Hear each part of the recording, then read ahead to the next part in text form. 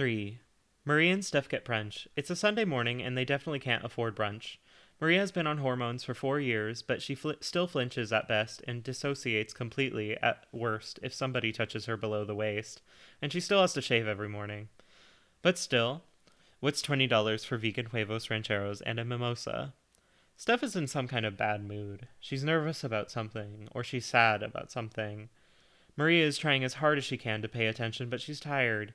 She can't stay asleep at night. She wakes up grinding her teeth or worrying about something totally productive, like whether she's really a straight girl who should be dating straight boys, or else she just wakes up because there's a cat on her face, purring.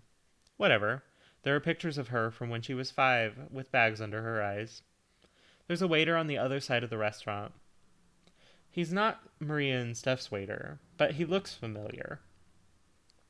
Maria is trying to place him. The only place she might know him from is the bookstore, but it's not clicking. The tone of Steph's voice changes, and she tunes back in. I fucked up, she's saying. You fucked up? Maria asks back. I did, Steph says. Do you remember Kieran? Maria does remember Kieran. Often. Yes, she says. I remember Kieran. Remember is a kind of weird word, since he works at the bookstore and Maria sees him most days.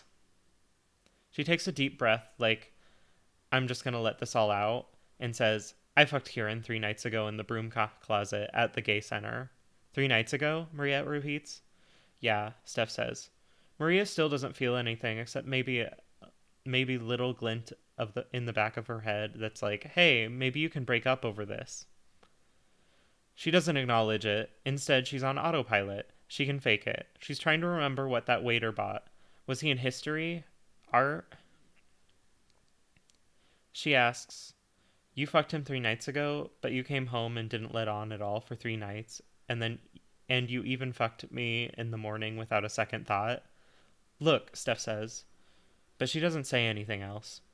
Then Maria's brain goes into full shutdown in this way where she's still there, still watching, wishing there were something to say, but all she can really think is, okay, whatever.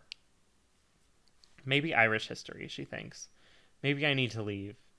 But she can't leave. You can't just bail on your girlfriend in the middle of brunch. She's kind of wishing she were on her bike, about to be hit by a bus, swerving heroically out of the way at the last second. She knows, though, that she's supposed to be thinking about Kieran and Steph in the broom closet.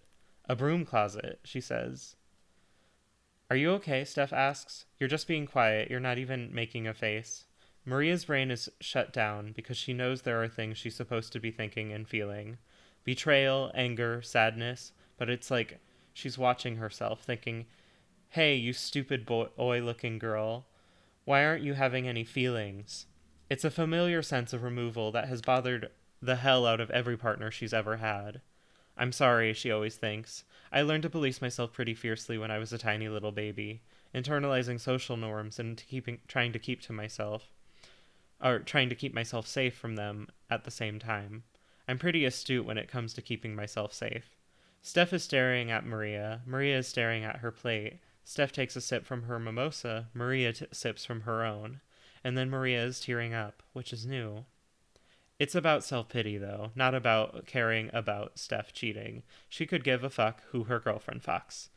It's herself she's sad about, mopey old, lonely old Maria, the little kid with bags under her eyes, the lonesome romantic bike fucker, the girl who likes books better than people.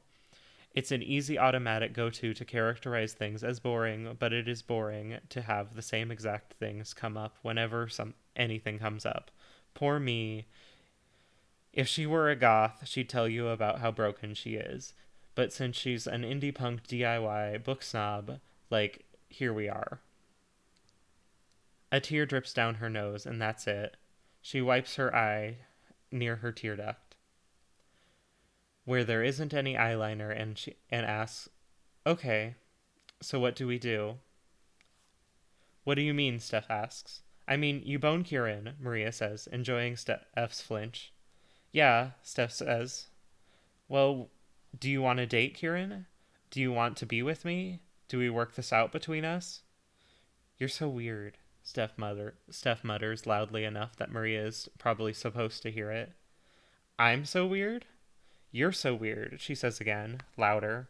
Are you upset? I know. Oh, you don't have access to your feelings. You're all shut down. If you were a goth, you'd say you're broken. I know you, Maria, but it still freaks me out, the way you deal with things. So you're mad at me, Maria asks. I am mad at you. I'm sorry I fucked Kieran, but it would be nice if I could get a response to that. It would be nice if I felt like you cared at all. Cool, Maria says. You fucked Kieran and you're mad at me about it. She lines up 5 black beans in a row on her fork and then puts them in her mouth. That waiter definitely that waiter was definitely in Irish history. He's sitting at the table across the restaurant folding forks and knives into paper napkins. Steph is crying and Maria is eating. Calm.